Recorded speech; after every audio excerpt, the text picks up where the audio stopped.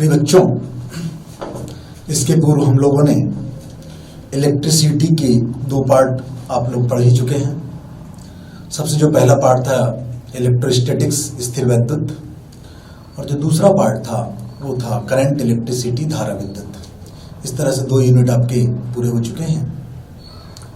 आज हम एक नई यूनिट नंबर 3 का जो प्रथम भाग है, विद्युत धारा का चुंबकीय प्रभाव। सबसे पहले तो ये बता देना चाहते हैं हम आपको कि जो इकाई क्रमांक 3 है उस यूनिट में 6 अंक निर्धारित हैं, जिसमें 4 नंबर का एक प्रश्न और एक नंबर के 2 ऑब्जेक्टिव फिलहाल निर्धारित हैं। हो सकता है भविष्य में यह चेंज भी हो जाए, लेकिन हम इसी अनुसार जो है इस यूनिट को तैयार करेंगे। जैसा कि आप सभी जानते हैं, इसके पूर्व में हमने देखा था, वहां पर हमने चार्ज को, आवेश को पूरी तरह से स्थिर माना था। और आवेश को जब हम स्थिर मानते हैं तो स्थिर आवेश इलेक्ट्रिक फील्ड उत्पन्न करता है। एक बिंदु आवेश के चारों ओर एक क्षेत्र उत्पन्न होता है, और उस क्षेत्र को हम कौन सा क्षेत्र कहते हैं? विद्युत क्षेत्र कहते हैं।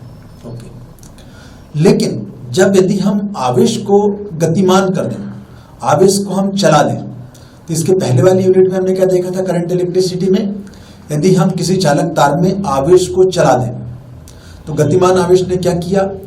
विद्युत धारा उत्पन्न करी, इलेक्ट्रिक करंट प्रोड्यूस किया, विद्युत धारा उत्पन्न की।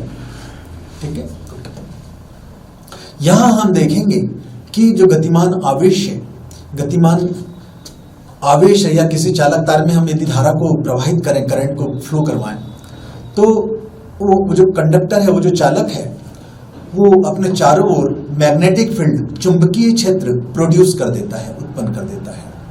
ठीक है। तो गतिमान आवेश हमेशा क्या उत्पन्न करेगा? गतिमान आवेश हमेशा या तो विद्युत धारा का निर्माण करेगा, और चुंबकीय क्षेत्र का भी वो क्या करता है? चुंबकीय क्षेत्र भी उत्पन्न करता है। फाइनली हम ये कहना चाहते हैं कि गतिमान आवेश जो है चुंबकीय क्षेत्र उत्पन्न करता है। तो ये तो बहुत ही सिंपल सी पूर्व की बातें हुई। इस यूनिट में हम डिटेल में देखेंगे, बहुत ही विश्लेषण करके हम देखेंगे कि किस प्रकार से गतिमान आवेश या किसी चालक तार में विद्युत धारा को हम प्रवाहित करें तो किस प्रकार से मैग्नेटिक फील्ड डेवलप होता है, किस प्रकार से चुंबकीय क्षेत्र उत्पन्न होता है, और जब चुंबकीय क्षेत्र उत्पन्न होगा तो उसका मैग्नीट्यूड क्या होगा, क्योंकि चुंबकीय क्षेत्र एक सदिश राशि है, और सदिश राशि होने के साथ साथ जब सदिश राशि ही है तो उसका अपना परिमाण भी होनी चाहिए और उसकी अपनी दिशा भी होनी चाहिए। तो एक एक करके जो है सबसे पहले हम दिशा क्या होगी इस पर चर्चा करेंगे, और उसके पश्चात हम जो मैग्नेटिक फील्ड उत्पन्न हो रहा है उसका परिमाण कितना है, इन पर भी हम चर्चा करेंगे। साथ ही साथ वो जो चालक लेंगे, हम चालक को, उसका जो आकार है, भिन्न भिन्न तरीके से हम चालक को लेंगे, और प्रत्येक बार चालक से संबद्ध या चालक में विद्युत धारा प्रवाहित करने के कारण उत्पन्न चुंबकीय क्षेत्र की गणना हम करेंगे, उसका परिमाण ज्ञात करेंगे। तो चलिए सबसे पहले हम किसी चालक तार में विद्युत धारा प्रवाहित करने पर जो चुंबकीय क्षेत्र उत्पन्न होता है उसकी दिशा के बारे में चर्चा करते हैं। दिशा के बारे में चर्चा करने के पहले हम कुछ छोटी छोटी बातों को ध्यान में रखना होगा। जैसे हमारी यूनिट का हमारा जो कंटेंट है उसका शीर्षक है विद्युत धारा का चुंबकीय प्रभाव। तो बहुत स्पष्ट है कि विद्युत धारा जो है क्या उत्पन्न करेगा? मैग्नेटिक फील्ड उत्पन्न करेगा। विद्युत धारा जो है क्या उत्पन्न करना चाहिए? चुंबकीय क्षेत्र उत्पन्न करना चाहिए। तो कैसे उत्पन्न होता है वो तो बात की चीजें हैं, फिलहाल चुंबकीय क्षेत्र उत्पन्न करेगा। तो ये जो प्रभाव है, इस प्रभाव को ही हम लोग कहते हैं विद्युत धारा का चुंबकीय प्रभाव, magnetic effect of electric current. तो विद्युत धारा का चुंबकीय प्रभाव से आप क्या समझते हैं? जब किसी चालक तार में विद्युत धारा प्रवाहित की जाती है तो उसके चारों ओर चुंबकीय क्षेत्र उत्पन्न हो जाता है। तो ये जो प्रभाव है, इस प्रभाव को हम लोग कहते हैं विद्युत धारा का चुंबकीय प्रभाव। और ध्यान रखें, ये जो घटना घटित हो रही है ये चुंबकीय प्रेरण के सिद्धांत पर आधारित है। Right, okay. किस सिद्धांत पर आधारित है? चुंबकीय प्रेरण के सिद्धांत पर आधारित है। ये जो मैग्नेटिक फील्ड यहाँ प्रोड्यूस हो रहा है ये चुंबकीय प्रेरण के कारण से प्रोड्यूस हो रहा है। ओके, चलिए एक छोटा सा एक घटना, एक प्रयोग था। और जो प्रयोग है ये प्रयोग किसके द्वारा किया गया? ये प्रयोग किया गया वैज्ञानिक ओरस्टेड के द्वारा किया गया और 1820 में प्रयोग को किया गया, इसलिए इसको हम लोग ओरस्टेड का प्रयोग भी कहते हैं। ये ओरस्टेड का प्रयोग है क्या? ओरस्टेड ने देखा कि जब किसी चालक तार में हम विद्युत धारा प्रवाहित करें तो चालक तार के लिए हमने क्या किया? सबसे पहले तो एक चालक तार ले लिया, धारा प्रवाहित करने के लिए एक उनने बैटरी ले ली, साथ में एक कुंजी भी ले लिया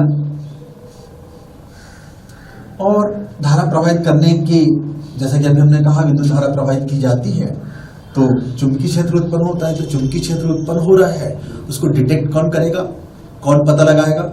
उसके लिए उन्होंने बिल्कुल चालक तार के पास एक चुंबकीय सुई लाकर रख दी, इस तरह से।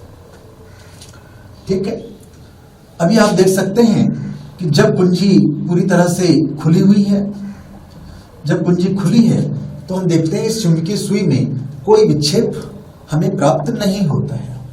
इसका मतलब है कि जब चालक तार में विद्युत धारा ही प्रवाहित नहीं हुई, चुंबकीय क्षेत्र उत्पन्न नहीं हुआ। और जब चुंबकीय क्षेत्र उत्पन्न नहीं हुआ तो जो चुंबकीय सुई है, ये चुंबकीय सुई विक्षेपित होनी चाहिए। क्या? चुंबकीय सुई जो है विक्षेपित नहीं होगी। इसका मतलब है कि मैग्नेटिक फील्ड यहां उत्पन्न नहीं हुआ है। लेकिन यदि हम इस स्विच को, इस कुंजी को लगा दें कुछ इस तरह से,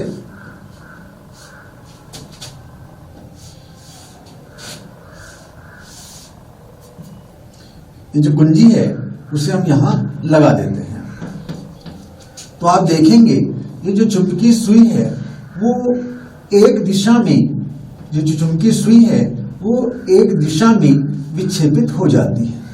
जैसे कि आप यहां देख रहे हैं, इस ओर वो विक्षेपित हुई। चुंबकीय सुई का विक्षेपित होना किस बात को दर्शाता है? चुंबकीय सुई का विक्षेपित होना चुंबकीय क्षेत्र के उत्पन्न होने को दर्शाता है। तो इससे क्या स्पष्ट हुआ? इससे स्पष्ट हुआ कि जब किसी, ये चालक तार है, जब किसी चालक तार में हम लोग क्या कर रहे हैं? विद्युत धारा को भेजते हैं। जब किसी चालक तार में विद्युत धारा को प्रवाहित किया जाता है तो चालक तार में विद्युत धारा प्रवाहित करने के कारण से उसके चारों ओर चुंबकीय क्षेत्र उत्पन्न हो जाता है। और इसी चुंबकीय क्षेत्र के कारण से, ये जो उत्पन्न होने के कारण से, ये जो चुंबकीय सुई है यह क्या हो रही है? नीडल जो है, कंपास नीडल, यह क्या हो रहा है? विक्षेपित हो रहा है। इसके विपरीत यदि हम क्या कर दें, इस चालक तार में विद्युत धारा की दिशा को बदल दें, विपरीत कर दें इस तरह से। जैसे भी बैटरी की पोलैरिटी पॉजिटिव इस सिरे से जुड़ा हुआ है, नेगेटिव इस सिरे से जुड़ा हुआ है। अब इसका उल्टा काम करें, मान लो बैटरी की पोलैरिटी जो है इस सिरे से मैंने उसे नेगेटिव जोड़ दिया और पॉजिटिव सिरे को इस तरह से कुंजी से होता हुआ किससे जोड़ दिया? चालक तार के दूसरे सिरे से जोड़ दिया और ये हमारी चुंबकीय सुई है। अब आप देख सकते हैं विद्युत धारा किस डायरेक्शन में बह रही है? उल्टी दिशा में बहेगी कि नहीं, है ना? अभी विद्युत धारा प्लस से माइनस की ओर बह रही थी, अब विद्युत धारा अब इधर इस साइड से, जैसे हम ये कुंजी को लगाएंगे तो विद्युत धारा कैसे बहेगी? प्लस से माइनस की ओर। यहाँ पर धारा इस डायरेक्शन में बह रही थी, यहाँ पर धारा जो है इस डायरेक्शन में बह रही है। तो आप देख सकते हैं ये जो चुंबकीय सुई है जो कि अभी बाईं ओर विक्षेपित हो रही थी, तो अब जो है हमारी चुंबकीय सुई जो है विपरीत दिशा में विक्षेपित होगी। विपरीत दिशा में विक्षेपित हो रही है, इसका क्या मतलब हुआ? विपरीत दिशा में विक्षेपित हो रही है, इसका मतलब हुआ कि जो चुंबकीय क्षेत्र है उसका डायरेक्शन ही क्या हो गया? विपरीत हुआ। एक दिशा में धारा प्रवाहित कर रहे थे, एक दिशा में चुंबकीय क्षेत्र उत्पन्न हो रहा था। डायरेक्शन ऑफ करंट, विद्युत धारा की दिशा को हमने क्या कर दिया? विपरीत कर दी, बदल दी। तो चुंबकीय क्षेत्र की दिशा भी क्या हो जाती है? बदल जाती है। जो भी हो, ओवरऑल हम देख रहे हैं, क्या देख रहे हैं कि जब किसी चालक तार में हम क्या कर रहे हैं, विद्युत धारा को प्रवाहित कर रहे हैं, तो विद्युत धारा के प्रवाहित करने से उस चालक तार के चारों ओर चुंबकीय क्षेत्र उत्पन्न हो जाता है और इस चुंबकीय क्षेत्र की उपस्थिति का पता हम किसी दूसरे डिटेक्टर से, जैसे कि चुंबकीय सुई के माध्यम से जो है हम पता लगा सकते हैं। ओके, ऐसा ही एक प्रयोग और भी हुआ। ये सब सारे काम जो हैं विभिन्न वैज्ञानिकों के द्वारा किए गए। मान लीजिए हम एक काम करें, एक गत्ते का टुकड़ा लें, इस तरह से एक गत्ते का टुकड़ा हमने ले लिया और गत्ते के टुकड़े पर एक छेद करके उसमें हमने एक चालक तार जोड़ दी। इस चालक तार को हमने बैटरी के एक सिरे से और दूसरे सिरे को बैटरी के ऋण सिरे से जोड़ दिया। तो जैसे ही इस चालक तार में विद्युत धारा प्रवाहित होती है तो हम क्या देखते हैं, यहाँ पर इसके चारों ओर, जैसा कि अभी हमने देखा, इसके चारों ओर चुंबकीय क्षेत्र उत्पन्न हो जाता है इस तरह से। यदि हम इस गत्ते के टुकड़े पर लोहे के बारीक बारीक बुरादों को बिखरा दें और धीरे धीरे उसे इस तरह से खटखटाएं, तो हम क्या देखते हैं कि लोहे के जो बारीक बुरादे हैं इस तरह से जो है संकेंद्रीय वृत्तों के रूप में व्यवस्थित हो जाते हैं। तो ये जो संकेंद्रीय वृत्त आप देख रहे हैं, ये कहलाता है, इनका उपस्थित होना या इस तरह का व्यवस्थित होना इस बात को प्रदर्शित करता है कि चालक तार में विद्युत धारा प्रवाहित करने से क्या हो रहा है, एक चुंबकीय क्षेत्र यहाँ पर उत्पन्न हो रहा है।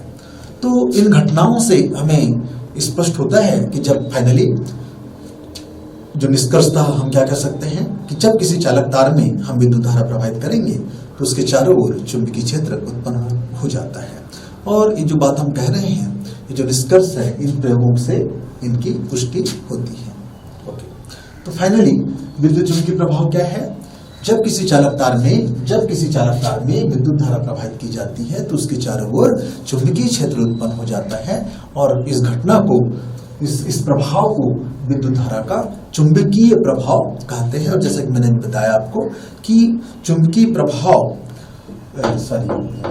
जो प्रभाव है उस प्रभाव को हम कौन सा प्रभाव कहते हैं, चुंबकीय प्रभाव कहते हैं। और चुंबकीय प्रभाव का उत्पन्न होना किस सिद्धांत पर आधारित है, चुंबकीय प्रेरण के सिद्धांत पर आधारित है।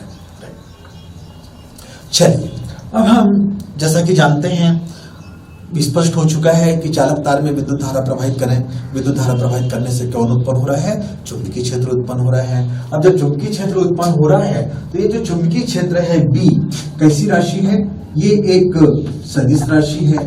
अब जब सदिश राशि है तो सदिश राशि किसे कहते हैं, आपको सबको मालूम होना चाहिए। वे भौतिक राशियां जिनमें परिमाण भी होता है तथा जिनमें दिशा भी होती है ना, ऐसी राशियों को हम कौन सी राशि कहते हैं, सदिश राशि कहते हैं। यहाँ पर हम जो उत्पन्न चुंबकीय क्षेत्र है B, वह भी कैसी राशि है, एक सदिश राशि है। और सदिश राशि है तो उसका अपना परिमाण भी होनी चाहिए, उसकी अपनी दिशा भी होनी चाहिए।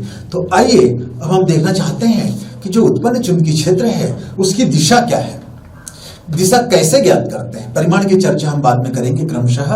चालक को भी हम भिन्न भिन्न आकार के लेंगे, अलग अलग प्रकार के, अलग अलग आकार के चालक लेने से किस किस डायरेक्शन में कितना कितना चुंबकीय क्षेत्र उत्पन्न होता है, इसकी चर्चा हम बाद में करेंगे। फिलहाल हमें देखेंगे कि जो उत्पन्न चुंबकीय क्षेत्र है उसकी दिशा हम कैसे ज्ञात करेंगे। तो उत्पन्न चुंबकीय क्षेत्र की दिशा को ज्ञात करने के लिए विभिन्न प्रकार के नियम हमने बनाए हैं, ठीक है, और उन नियमों को एक एक करके अब हम यहां पर देखेंगे। तो सबसे पहले हम चुंबकीय क्षेत्र यानी कि B की दिशा ज्ञात करने के नियम पर चर्चा करते हैं। इसमें जो सबसे पहला नियम है, चुंबकीय क्षेत्र B की दिशा को ज्ञात करने का जो सबसे पहला नियम है, उस नियम को हम लोग कहते हैं एम्पियर के तैरने का नियम। एम्पियर के तैरने का नियम। ये एम्पियर के तैरने का नियम क्या है? जैसा कि अभी हमने देखा था कि कोई चालक तार है ना, जैसे यहां पर देख रहे हैं कोई चालक तार है। सबसे पहले नियम को बोल देते हैं, फिर उसके बाद समझने की कोशिश करते हैं। यदि कोई व्यक्ति, जैसे मैं अपने आप को चालक मान लो, तो यदि कोई व्यक्ति अपना मुंह, अपना फेस चुंबकीय सुई की ओर रखकर इस प्रकार तैरे कि वह प्रवाहित धारा की दिशा में आगे बढ़ रहा हो, ठीक है। जैसे ये एक चालक तार है ना, ये एक चालक तार है और चालक तार में विद्युत धारा के प्रवाहन की दिशा ऊपर की तरफ हो रही है, ठीक है। तो मैं अपने आप को चालक तार मान लो और मुझ में विद्युत धारा किस डायरेक्शन में बह रही है? नीचे से ऊपर की तरफ बह रही है। तो मुझ में विद्युत धारा प्रवाहित करने के कारण जो उत्पन्न चुंबकीय क्षेत्र है उसकी दिशा मैं ज्ञात करना चाहता हूं। मान लीजिए ये एक पॉइंट है और इस पॉइंट पर ये जो चुटकी बज रही है, इस पॉइंट पर मुझे क्या चाहिए? चुंबकीय क्षेत्र की दिशा ज्ञात करना है। तो यहां पर मैं क्या करूंगा? एक चुंबकीय सुई की ओर रख दूंगा और मैं अपना मुंह किसकी ओर रखूंगा? चुंबकीय सुई की ओर रखूंगा और तैरूंगा। किस दिशा में तैरूंगा? ऊपर की तरफ तैरूंगा, क्योंकि विद्युत धारा की बहने की दिशा कैसी है? नीचे से ऊपर की तरफ है। तो हम देखते हैं, हाँ तो चलिए इस बात को रिपीट करें। तो यदि कोई व्यक्ति अपना मुंह चुंबकीय सुई की ओर रखकर इस प्रकार से वो तैरता है कि वह प्रवाहित धारा की दिशा में आगे बढ़ता है, तो चुंबकीय सुई में जो विक्षेप की दिशा होगी, खासतौर से उस चुंबकीय सुई का जो उत्तरी ध्रुव होगा हमारे बाएं हाथ की तरफ क्या होगा? विक्षेपित होगा। कुछ इस तरह से हमारे बाएं हाथ की तरफ क्या होगा? वो विक्षेपित होगा। तो जो उत्तरी जो सिरा है, चुंबकीय सुई का जो उत्तरी सिरा है, एन सिरा है, वो जिस डायरेक्शन में विक्षेपित होता है वही कहलाता है चुंबकीय क्षेत्र की दिशा। उस पॉइंट पर, जिस पॉइंट पर चुंबकीय सुई रखी हुई है, उस पॉइंट पर चुंबकीय क्षेत्र की दिशा को प्रदर्शित करेगा। समझ में आ गया सब लोगों को? यदि कोई व्यक्ति अपना मुंह चुंबकीय सुई की ओर रखकर इस प्रकार से तैरता है कि वह प्रवाहित धारा की दिशा में आगे बढ़ता है, तो चुंबकीय सुई के एन सिरे का जो विक्षेप है तैरने वाले व्यक्ति के बाएं हाथ की तरफ क्या होना चाहिए? विक्षेपित होना चाहिए।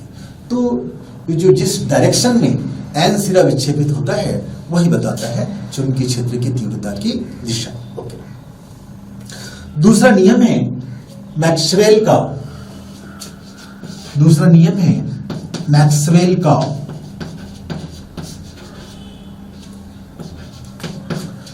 दक्षिणावर्ती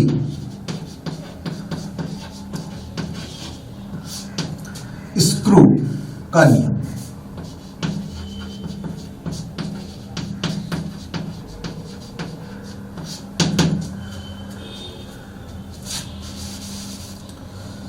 स्क्रू के बारे में सभी जानते हैं, जिसको सामान्य भाषा में हम नट बोल्ट कहते हैं, है ना।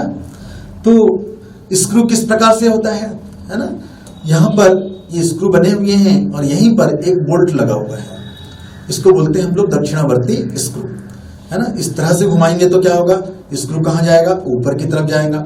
उल्टा घुमाएंगे तो क्या होगा? स्क्रू कहां जाएगा? बोल्ट कहां जाएगा? नीचे की तरफ जाएगा। समझ में आया? तो ओके। तो दक्षिणावर्ती स्क्रू का नियम क्या है? तो एक आप स्क्रू को लीजिए और उस स्क्रू को, दक्षिणावर्ती स्क्रू को इस प्रकार से घुमाइए। अभी हमने देखा था इसको हम इस तरह से घुमा रहे थे तो कहां जा रहा था? वो ऊपर। तो एक स्क्रू को इस प्रकार से घुमाइए कि वो किस दिशा में आगे बढ़े? प्रवाहित चालक तार में प्रवाहित धारा की दिशा में क्या हो रहा हो? वो आगे बढ़ रहा हो। जब हम एक स्क्रू को दाहिने हाथ से पकड़कर, दक्षिणावर्ती दाहिने हाथ से पकड़कर इस प्रकार घुमाएं कि वह स्क्रू प्रवाहित धारा की दिशा में क्या हो रहा है? आगे बढ़ रहा है। तो ऐसा करने के लिए अंगूठा किस डायरेक्शन में जा रहा है? इस डायरेक्शन में जा रहा है। तो अंगूठा के चलने की दिशा ही क्या बताएगी? अंगूठा किस डायरेक्शन में जा रहा है आप देख सकते हैं। अंगूठे के चलने की दिशा जो है, अंगूठा किस डायरेक्शन में जा रहा है? इस डायरेक्शन में जा रहा है। तो अंगूठे के चलने की दिशा ही बताती है उत्पन्न चुंबकीय क्षेत्र की तीव्रता की दिशा।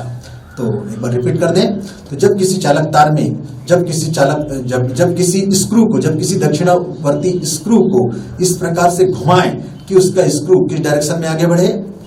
प्रवाहित चालक तार में प्रवाहित धारा की दिशा में आगे बढ़े, तो ऐसा करने के लिए अंगूठा जिस डायरेक्शन में जाता है वही डायरेक्शन जो है चालक तार में प्रवाहित विद्युत धारा प्रवाहित करने पर उत्पन्न चुंबकीय क्षेत्र की तीव्रता की दिशा को प्रदर्शित करता है। फाइनली जिस डायरेक्शन में अंगूठा जा रहा है वही चुंबकीय क्षेत्र की दिशा को बताएगा। ओके, तीसरा जो नियम है ये बहुत ही सिंपल सा नियम है और सामान्य तौर पर हम इसी नियम को याद करके बाकी के जो न्यूमेरिकल्स हैं, बाकी के जो आर्टिकल्स हैं हमारे, उसको हम पूरा करते हैं। और इस नियम को हम लोग कहते हैं दाहिने हाथ की हथेली, दाहिने हाथ की हथेली का नियम। दाहिने हाथ की हथेली का नियम क्या है? ये हमारा दाहिना हाथ है और दाहिने हाथ में अंगुलियां हैं और ये अंगूठा है। तो दाहिने हाथ की हथेली का नियम कहता है कि यदि दाहिने हाथ के अंगुलियों को और अंगूठे को इस प्रकार से फैलाएं कि वे परस्पर लंबवत हो। ओके, ये पहला काम। दूसरा काम, मान लीजिए मुझे इस बिंदु पर चुंबकीय क्षेत्र की तीव्रता की दिशा चाहिए, तो मैं क्या करूंगा? अंगुली को जिस बिंदु पर चुंबकीय क्षेत्र की तीव्रता की दिशा चाहिए उस ओर इंगित करूंगा। जैसे मुझे इस पॉइंट पर चुंबकीय क्षेत्र की तीव्रता की दिशा चाहिए, तो मैं क्या करूंगा? अंगुलियों को किसकी ओर इंगित करूंगा? उस पॉइंट की तरफ इंगित करूंगा और अंगूठे को किस डायरेक्शन में रखूंगा? प्रवाहित धारा की दिशा में डायरेक्शन में फैला के रखूंगा। ठीक है, तो ऐसा करने पर आप क्या देख रहे हैं? उस पॉइंट पर आप अंगूठा किस डायरेक्शन में है? प्रवाहित धारा की दिशा में है। अंगुलियां किसको इंगित कर रही है? जिस बिंदु पर हम चुंबकीय क्षेत्र की तीव्रता की दिशा ज्ञात करना चाह रहे हैं उस बिंदु को इंगित कर रहा है। तो अब आप देखेंगे हथेली पर जो लंबवत होगा, हथेली पर जो लंब होगा, हथेली पर लंब का जो डायरेक्शन होगा वही क्या बताएगा? चुंबकीय क्षेत्र की तीव्रता की दिशा को बताएगा। जैसा कि यहां हम देख रहे हैं, यदि मैं अपने आप को चालक कहूं और मुझ में नीचे से ऊपर की तरफ धारा बह रही है और मुझे इस पॉइंट पर चुंबकीय क्षेत्र की तीव्रता की दिशा चाहिए, तो क्या होगा? वो इस बोर्ड के तल के अभिलंबवत अंदर की तरफ होगा। राइट? मान लो मुझे इस पॉइंट पर चाहिए, तो इस पॉइंट की तरफ मैं अंगुलियों को किसकी ओर इंगित करूंगा? इस पॉइंट पर इंगित करूंगा। अंगूठा किस डायरेक्शन में है? प्रवाहित धारा की दिशा में है। तो चुंबकीय इस पॉइंट पर, ये जो पॉइंट है जिस पर हम चुंबकीय क्षेत्र की तीव्रता की दिशा चाहते हैं, उस पॉइंट पर जो लंब होगा अभिलंबवत होगा, एक खंबा होगा, है ना? तो वो जो डायरेक्शन होगा लंब का बाहर की तरफ होगा, बोर्ड के तल के बाहर की तरफ होगा और यही बाहर की तरफ जो है जो डायरेक्शन मिल रहा है हम लोगों को, वही चुंबकीय क्षेत्र की दिशा को प्रदर्शित करेगा। तो हर पॉइंट पर हम लोग जो है चुंबकीय क्षेत्र की तीव्रता की दिशा ज्ञात करते हैं। तो बहुत सिंपल सा नियम है ये, दाहिने हाथ की हथेली का पाल्म लॉ बोलते हैं इसे हम। कौन सा नियम? Palm law, right handed palm law. ठीक, तो हर बार हमें एक ही दिशा हमको प्राप्त होती है। तो ये विभिन्न तरीकों से, विभिन्न नियमों की सहायता से हम लोग जो है जो चुंबकीय क्षेत्र है उसकी दिशा हम लोग ज्ञात कर सकते हैं। तो शायद आपको अच्छी तरह से समझ में आ गया होगा कि चुंबकीय क्षेत्र की दिशा जो है किस प्रकार से ज्ञात की जाती है। राइट? ओके, अब हम चर्चा करते हैं चुंबकीय क्षेत्र की दिशा के बारे में। तो हमने अभी चर्चा करी, अब हम ज्ञात करते हैं चुंबकीय क्षेत्र, जो उत्पन्न चुंबकीय क्षेत्र है उसका परिमाण कैसे ज्ञात करें। ठीक है? ओके, तो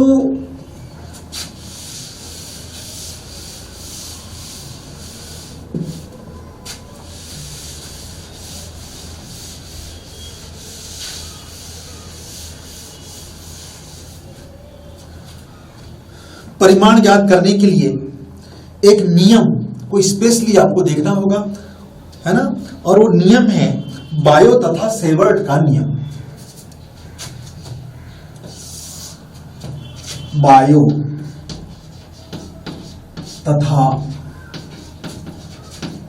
सेवर्ट का नियम। इस नियम की सहायता से ही हम लोग किसी भी चालक तार में धारा प्रवाहित करने पर उत्पन्न चुंबकीय क्षेत्र का परिमाण ज्ञात करते हैं। तो बताइए ये नियम किस बात में सहायक है? उत्पन्न चुंबकीय क्षेत्र कि तीव्रता का परिमाण ज्ञात करने के लिए ये जो नियम है अत्यंत उपयोगी है। तो इस नियम को हम पहले समझ लें। क्वेश्चन भी आता है ना, बहुत ही सिंपल भी इस है ना, लगभग आता रहता है। तो क्या नियम है ये, बायो तथा सेवर्ट का नियम क्या है देखें। मान लो सबसे पहले तो क्वेश्चन नोट करें आप, बायो तथा सेवर्ट का नियम लिखिए तथा इस आधार पर विद्युत धारा का जो मात्रक है यानी कि एम्पियर, विद्युत धारा का मात्रक कौन, एम्पियर को परिभाषित कीजिए।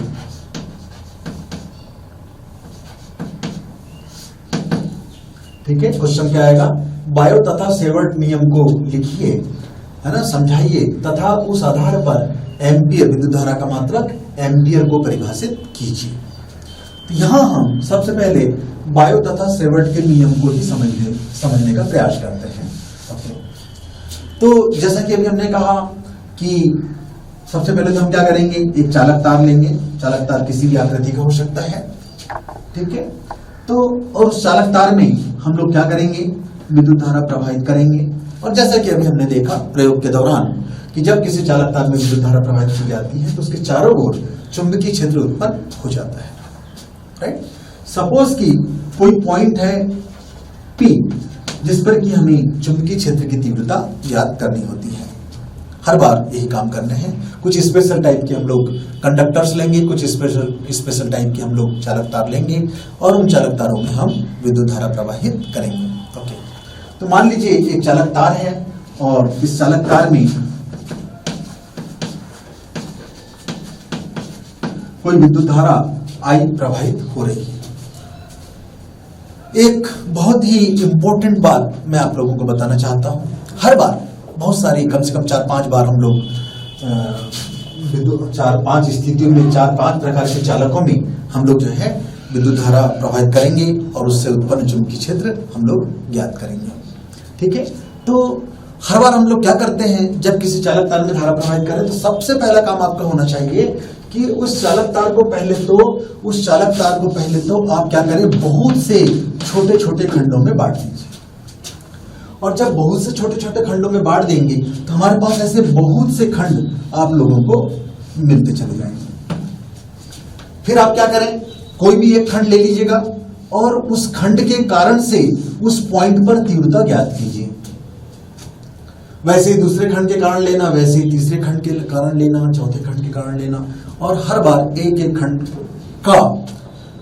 खंड के कारण उस बिंदु पर कितना कितना चुंबकीय क्षेत्र उत्पन्न हो रहा है ज्ञात करके फिर सारे चुंबकीय क्षेत्रों को हम लोग क्या कर देंगे, वेक्टोरियली सदिश के रूप में हम लोग क्या कर देंगे, जोड़ देंगे। सदिश योग के बराबर होगा चुंबकीय क्षेत्र। समझ में आया?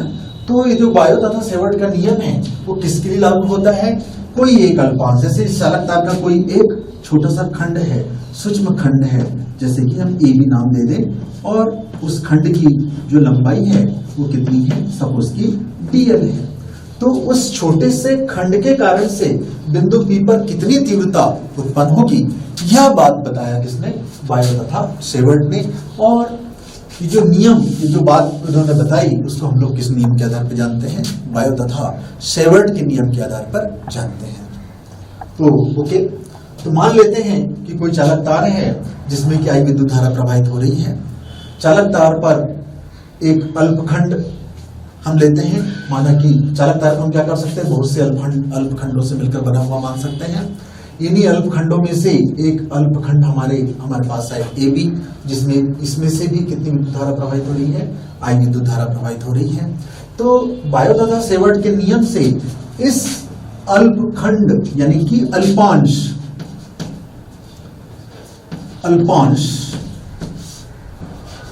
dl के कारण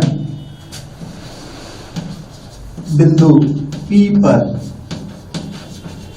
तीव्रता, जिसको कि हम dB का नाम दे दें, इस अल्पखंड के कारण बिंदु P पर कितनी तीव्रता उत्पन्न हो रही है, dB। ठीक है, तो बायो तथा सेवर्ट कहते हैं कि अल्पांश में I धारा प्रवाहित की जाए तो जो उत्पन्न चुंबकीय क्षेत्र है यानी कि dB अल्पांश में प्रवाहित धारा I के अनुक्रमानुपाती होती है। ठीक है, ये तो पहली बात बोला उन्होंने। दूसरी बात जो है, ये जो उत्पन्न चुंबकीय क्षेत्र है, ये अल्पांश की जो लंबाई है कितनी है, dl। जितना लंबा अल्पांश होगा उतना ही अधिक चुंबकीय क्षेत्र उत्पन्न होगा। अर्थात बिंदु P पर उत्पन्न चुंबकीय क्षेत्र अल्पांश के कारण बिंदु P पर उत्पन्न चुंबकीय क्षेत्र की तीव्रता अर्थात dB अल्पांश की लंबाई dl के अनुक्रमानुपाती होगी, अर्थात dB is proportional to dl। तीसरा जो पार्ट है, सपोज कि ये जो हमारा अल्पांश है और अल्पांश से उस बिंदु को मिलाने वाली रेखा, मान लीजिए कितना कोण बना रही है, थीटा कोण बना रही है। तो जो तीसरा नियम कहता है, बायो तथा सेवर्ट कहता है कि dB is proportional to sine theta. dB is proportional to sine theta, अर्थात थीटा क्या है, जो तीसरा नियम है बायो तथा सेवर्ट का जो तीसरा भाग है वो क्या बताता है, अल्पांश बिंदु P पर उत्पन्न चुंबकीय क्षेत्र की तीव्रता अल्पांश और अल्पांश से उस बिंदु को मिलाने वाली रेखा के बीच के कोण यानी कि थीटा की ज्या के क्या होगी, वो अनुक्रमानुपाती होगी, अर्थात dB is proportional to sine theta. इसका जो चौथा पार्ट है, मान लो अल्पांश से बिंदु P की दूरी कितनी है, r है। तो जो चौथा पार्ट है वो कहते हैं dB is proportional to 1/r का स्क्वायर। का मतलब क्या हुआ, अल्पांश से उत्पन्न चुंबकीय क्षेत्र dB जो है, अल्पांश से उस बिंदु को मिलाने वाली रेखा या अल्पांश से उस बिंदु के बीच की दूरी, ऐसा भी कर सकते हैं कि वर्ग के क्या होती है, युत क्रमानुपाती होती है। राइट, तो ये चारों बातें बायो तथा सेवर्ट ने बताई। इन चारों बातों को यदि हम क्या करें, सम्मिलित रूप में लिख दें, सम्मिलित रूप में लिखने पर क्या होगा, dB is proportional to IDL sine theta, IDL sine theta, और R इसका कहाँ चला जाएगा, नीचे। और जैसा कि हर बार की तरह यहाँ पर ये कांस्टेंट का यूज करेंगे, IDL sine theta upon R का स्क्वायर। ये जो कांस्टेंट है ये डिपेंडेंट है, किन किन बातों पर निर्भर करता है। सबसे पहले तो आप किस पद्धति का यूज कर रहे हैं, एक, और दूसरा ये जो हमारा अल्पांश है और अल्पांश और ये जो बिंदु है इसके बीच का जो माध्यम होगा उस पर भी वो निर्भर करेगा। सिंपल वे में हम बात करें कि यदि सबसे पहले तो SI पद्धति में ही चर्चा करते हैं, SI पद्धति में, और उनके बीच में कौन सा माध्यम है, वायु या निर्वात है मान लीजिए। तो हमारा जो समीकरण का प्रारूप है वो किस प्रकार से बदल जाता है, ये जो K है, K की वैल्यू हम लोग लिखते हैं μ0/4π। ये μ0 क्या चीज है, वायु या निर्वात की निरपेक्ष चुंबकशीलता। μ0 क्या है, वायु या निर्वात की निरपेक्ष चुंबकशीलता, और बाकी सारी चीजें जैसे कि वैसी ही रहेंगी। ये है बायो तथा सेवर्ट के नियम का गणितीय रूप।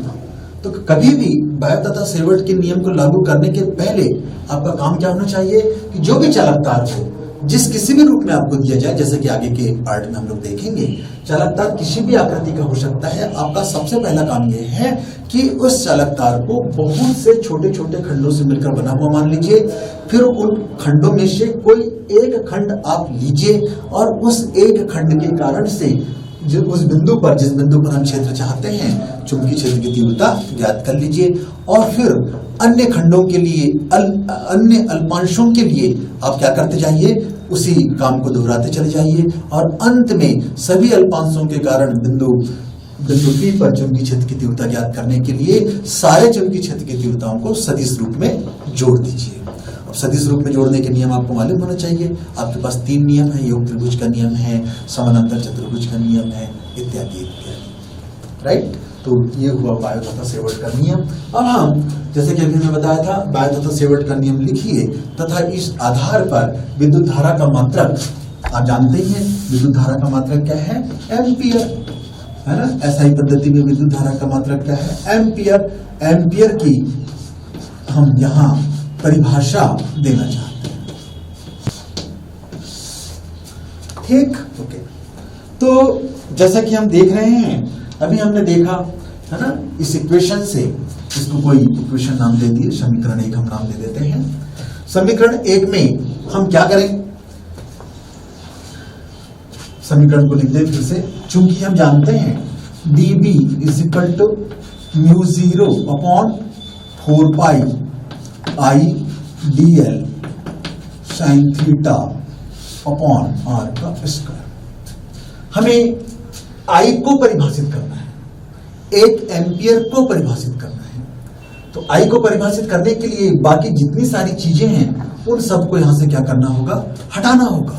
अब हटाना होगा मतलब कैसे हटेंगे, देखिए यदि मैं dl बराबर 1 रख दूं, अब dl एक लेंथ है तो dl बराबर क्या लिखेंगे, 1 मीटर। देखिए dl की वैल्यू 1 रख देंगे तो ये हट जाएगा। वैसे ही r बराबर हम क्या रख दें, 1, ये भी डिस्टेंस है तो क्या लिखेंगे, 1 मीटर लिखेंगे। साइन थीटा बराबर भी हम क्या कर दें, 1 कर दें। अब साइन थीटा बराबर 1 करेंगे, इसका मतलब क्या है, निश्चित रूप से हमने थीटा बराबर कितना मान लिया है, 90 डिग्री मान लिया, ताकि साइन 90 इज इक्वल टू क्या हो, साइन 90 इज इक्वल टू क्या होता है, 1 होता है। और कोई बात, अब यहाँ μ0 अपॉन 4 पाई है, μ0 अपॉन 4 पाई की वैल्यू सभी को जानते हैं, μ0 upon 4 pi is equal to 10 to the power -7, है ना, 10 to the power -7 newton metre का स्क्वायर प्रति कूलम का, प्रति वेबर का स्क्वायर, ठीक है। तो dB की वैल्यू भी आप कितना रखें, ऐसा मान रखें dB का कि μ0 अपॉन 4 पाई की जो वैल्यू है वो क्या हो जाए, कट जाए, कैंसिल हो जाए।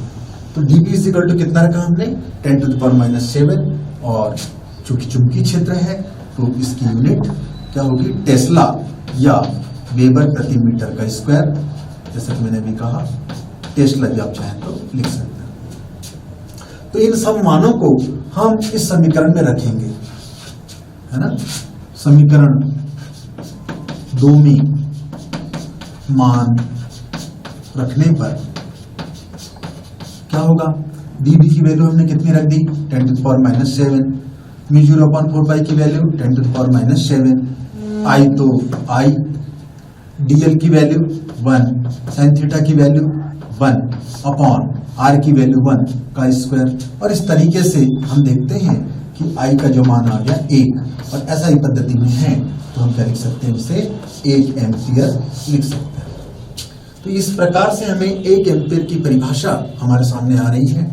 तो इन सब बातों को मिला करके यहां से लेकर यहां तक जितनी सारी चीजें हैं उन सबको आप एक सूत्र में पिरो दीजिए, तो क्या हो जाएगा, एक डेफिनेशन तैयार हो जाएगी, किसकी, 1 एम्पियर की। देखिएगा, तो 1 एम्पियर की परिभाषा को हम डेवलप कर रहे हैं, तो क्या करना होगा, इतनी सारी कंडीशंस, 1, 2, 3 कंडीशंस को फुलफिल करनी होगी।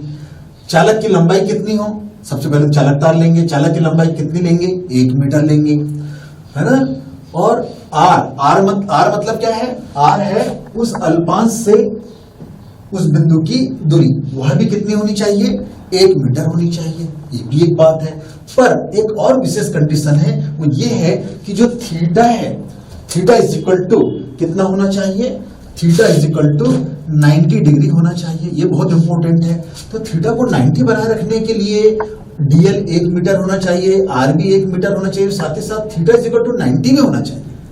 तो ऐसा कब संभव है, देखिए ऐसा संभव करने के लिए हम लोग एक काम करें, है ना, एक व्यवस्था बनाएं। वो व्यवस्था ये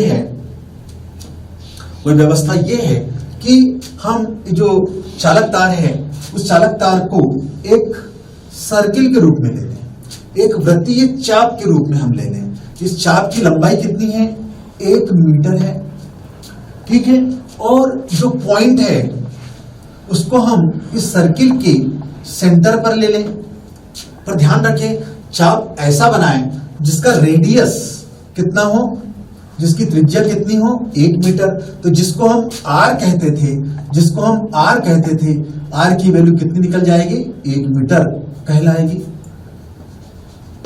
और जो डीएल है उसकी भी लंबाई कितनी कहलाएगी, 1 मीटर ही कहलाएगी। समझ में आया? तो ऑटोमेटिकली यहां जो एंगल बनता है उस एंगल की जो वैल्यू होगी वो कितनी डिग्री होगी, 90 डिग्री होगी। जैसा कि हम 9th क्लास में पढ़ते थे, त्रिज्या जो है हमेशा चाप पर क्या होती है, लंब होती है। तो तीनों चीजें यहां पर फुलफिल हो चुकी है। ठीक है, अब हम इसमें कोई विद्युत धारा प्रवाहित करें, और विद्युत धारा प्रवाहित करने से जैसे कि हम जानते हैं चालक तार में विद्युत धारा प्रवाहित की जाए तो क्या होगा, पॉइंट है, पॉइंट पर चुंबकीय क्षेत्र उत्पन्न होगा। तो कितना चुंबकीय क्षेत्र उत्पन्न होना चाहिए, 10⁻⁻7 वेबर टेस्ला का चुंबकीय क्षेत्र यहां पर उत्पन्न होना चाहिए। तो ऐसी स्थिति में यहां पर जो विद्युत धारा प्रवाहित होगी, जो हम विद्युत धारा प्रवाहित कर रहे हैं उसे हम लोग कहेंगे 1 एम्पियर विद्युत धारा। तो परिभाषा देखिएगा, 1 एम्पियर विद्युत धारा वह विद्युत धारा है, कौन, 1 एम्पियर विद्युत धारा वह विद्युत धारा है जो वायु या निर्वात में स्थित, आपको मालूम है ये जो फार्मूला है वो किसके लिए है, वायु या निर्वात के लिए है। तो इस बात को भी आपको बोलना है।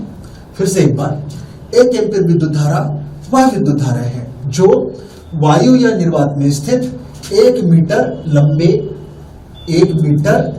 लंबे तथा 1 मीटर त्रिज्या के वृत्तीय चाप में प्रवाहित करने पर वृत्तीय चाप के केंद्र पर 10⁻⁻7 टेस्ला का चुंबकीय क्षेत्र उत्पन्न कर दे। ठीक है, फिर से एक बार, 1 एम्पियर विद्युत धारा वह विद्युत धारा है जो वायु या निर्वात में स्थित 1 मीटर लंबे तथा 1 मीटर त्रिज्या की वृत्तीय चाप में, वृत्तीय मतलब θ=90, वृत्तीय चाप में प्रवाहित करने पर उसके केंद्र पर 10⁻⁻7 टेस्ला या 10⁻⁻7 वेबर प्रति मीटर स्क्वायर का चुंबकीय क्षेत्र उत्पन्न कर दे। और इस तरह से हमने देखा 1 एम्पियर विद्युत धारा की परिभाषा। राइट, तो शायद सबको समझ में आ गया होगा कि 1 एम्पियर विद्युत धारा। यहाँ पर जब हम फिजिक्स पढ़ते जाएंगे तो अलग अलग समय पर हमें एम्पियर की परिभाषा कुछ अलग अलग मिलती चली जाएगी। यहाँ एक परिभाषा आपके सामने आ चुकी है, जल्दी से दोहरा दें, है ना। 1 एम्पियर विद्युत धारा वह विद्युत धारा है जो 1 मीटर लंबे तथा 1 मीटर त्रिज्या के वृत्तीय चाप में प्रवाहित करने पर चाप के केंद्र पर कितना, 10⁻⁻7 टेस्ला का चुंबकीय क्षेत्र उत्पन्न कर दे। राइट, तो ओके।